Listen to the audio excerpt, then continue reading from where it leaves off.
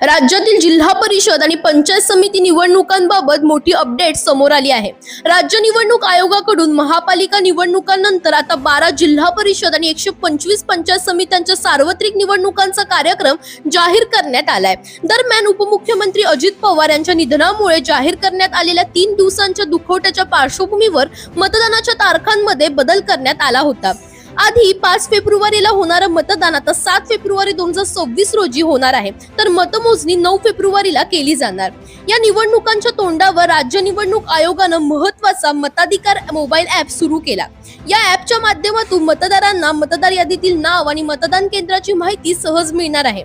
मताधिकार हे app Google play store वरून डाउनलोड करता येणार आहे। या ॲपमध्ये मतदारांसाठी 2 पर्याय असतील, नाव शोधणं आणि मतदान केंद्र शोधणं।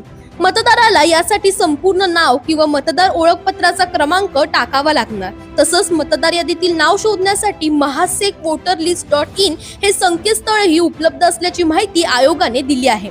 दरम्यान तुम्हालाही अशाच अपडेट्स हव्या असतील तर इंडिया लीडरला फॉलो करायला विसरू नका।